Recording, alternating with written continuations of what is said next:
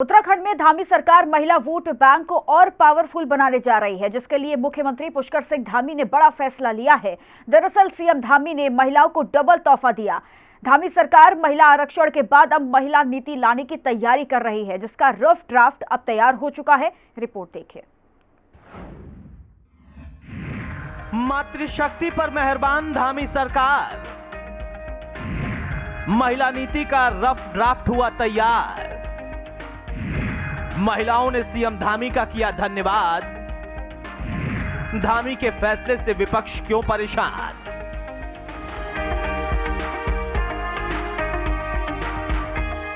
उत्तराखंड की धामी सरकार महिलाओं को लेकर एक के बाद एक फैसले ले रही है, ताकि देवभूमि में महिलाएं मजबूत बन सकें और महिलाओं के साथ हो रहे अपराधों पर भी लगाम लग सके। यही वजह है कि धामी सरकार ने पहले महिला अभ्यर्थियों को राज्य सरकार की नौकरियों में 30% क्षैतिज आरक्षण दिलाने के लिए विधानसभा में एक विधेयक पारित किया है। इसके बाद अब महिला वोट बैंक को और पावरफुल बनाने के लिए धामी सरकार महिला सशक्तिकरण की दिशा में एक और बड़ा कदम उठाने जा रही है।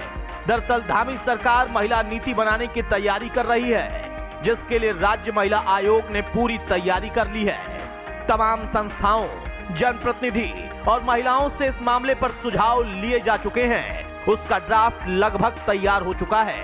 8 दिसंबर को शासन के साथ बैठक कर महिला नीति का ड्राफ्ट तैयार कर लिया जाएगा और ये शासन को सौंप दिया जाएगा। महिलाओं को आर्थिक रूप से मजबूत करने के लिए नीति में प्रावधान होगा। राजनीतिक और सामाजिक क्षेत्र में भी महिलाओं की भागीदारी बढ़ाई जाने पर जोर दिया जाएगा। महिलाओं पर हो रहे अत्याचार और अन्य घटनाओं को रोकने के लिए कड़े कानूनों का प्रावधान होगा। लैंगिक असमानता को दूर करने के लिए बड़े स्तर पर निगरानी की जाएगी। मूल्यांकन और डाटा सिस्टम महिला सशक्तिकरण की दिशा में मजबूत किया जाएगा। महिलाओं और बालिकाओं की स्वास्थ्य संबंधी दिक्कतों को दूर करने के लिए प्रभावी कदम उठाए जाएंगे। राज्य गठन के 22 साल बाद भी उत्तराखंड में अलग से महिला नीति नहीं बन पाई थी, लेकिन अंकिता भंडारी मर्डर केस के बाद प्रदेश भर में महिलाओं के लिए अलग से नीति बनाने की आवाज उठने लगी।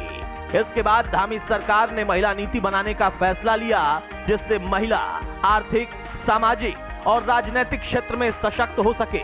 वहीं महिलाओं पर हो रहे अत्याचार और गैर कानूनी घटनाओं को रोकने के लिए भी नीति में कड़े कानूनों का प्रावधान हो सके। महिला सशक्तिकरण मंत्री रेखा आर्य का कहना है कि महिला आरक्षण के बाद प्रदेश में जल्द महिला नीति लागू की जाएगी, जो महिला सशक्तिकरण की दिशा में बड़ी भूमिका निभाएगी। प्रदेश के सुदूरवर्ती क्षेत्रों और पर्वतीय जिलों में महिलाओं को सशक्त बनाने के लिए महिला नीति में प्रावधान किए जाएंगे। उन्होंने कहा कि इसके लिए महिला आयोग सभी तैयारी कर चुका है। शासन से फाइनल बातचीत कर प्रदेश में जल्द ही महिला नीति लागू कर दी जाएगी। धामी सरकार के फैसले से पहाड़ की महिलाएं काफी खुश हैं। उन्होंने उत्तराखंड के मुख्यमंत्री पुष्कर सिंह धामी का धन्यवाद किया और खुलकर अपनी खुशी जाहिर करते हुए सीएम धामी को बधाई भी दी।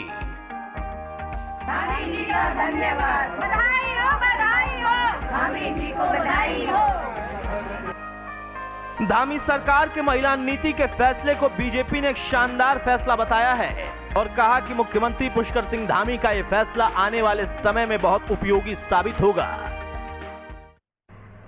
उत्तराखंड की सरकार ने जो महिलाओं को 30% का जो क्षैतिज आरक्षण दिया है, उसको लेकर महिलाओं में अति उत्साह है। साथ ही में महिला जो केंद्र की जो महिला सशक्तिकरण को लेकर एक नीति बनाई है, एक ड्राफ्ट तैयार किया गया है, जिसमें महिलाओं के को सशक्त करने के लिए, उनके सशक्तिकरण के लिए एक ड्राफ्ट तैयार किया गया है।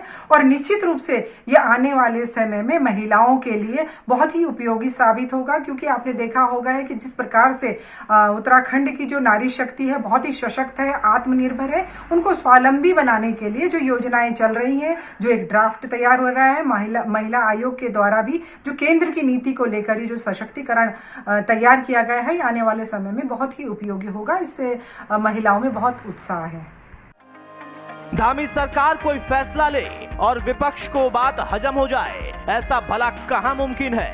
कांग्रेस की प्रवक्ता लक्ष्मी कपरवान अग्रवाल ने धामी सरकार के इस फैसले पर तंज कसा और कहा कि महिलाओं को गुमराह करने के लिए फैसला लिया गया है। इस तरह से उत्तराखंड में महिला नीति बनाने की बात सरकार कर रही है, उससे ऐसा लगता है कि आज भी उत्तराखंड की महिलाएं, आज भी सरकार महिला नीति बनाने की बात तो कर रही है, पर आज भी उत्तराखंड की महिलाएं, अंकिता भंडारी जैसी मेरी बहनें, उनके परिजन आज भी न्याय की गुहार लगा रहे हैं। सरकार अभी तक उस वीवीआईपी का नाम पता नहीं लगा पाई जिसका कि खुद अंकिता ने जिक्र किया था। आज भी किरण नेगी के हत्यारे खुलेआम घूम रहे हैं, सरकार उस पर ठीक से पैरवी नहीं कर पाई है। तो तमाम ऐसी घटनाएं हैं उत्तराखंड की महिला बहनों के साथ कि वो आज बाट जो रही है न्याय की। तो सरकार जब उनके साथ न्याय नहीं कर पाई तो सरकार कहां महिलाओं को सामाजिक आर्थिक रूप से सशक्त बनाने की बात कर रही है। अरे भाजपा सरकार सिर्फ चाहती है कि उत्तराखंड की बहनें के हाथों में सिर्फ ड्रांती और वो घासी काट के अपना जीवन बिताएं। वो नहीं चाहती कि महिलाएं आर्थिक रूप से और सामाजिक रूप से सक्षम है। अरे महिला शोषण के जितने मामले भाजपा सरकार में बढ़े हैं, जितने भाजपा के नेताओं द्वारा किए गए, शायद ही अभी तक कभी हुए हों। तो उत्तराखंड जो ऐसे में ये महिला नीति बनाने की जो बात सरकार कही है, सिर्फ एक जुमला ही साबित होगी। जैसे कि अभी तक सरकार का रिकॉर्ड है जुमलेबाजी का, तो ये सिर्फ महिलाओं को गुमराह करने के लिए एक झुंझुना है, होना कुछ नहीं। उत्तराखंड सरकार इसमें मुझे नहीं लगता कि इतनी सीरियसली काम करेगी।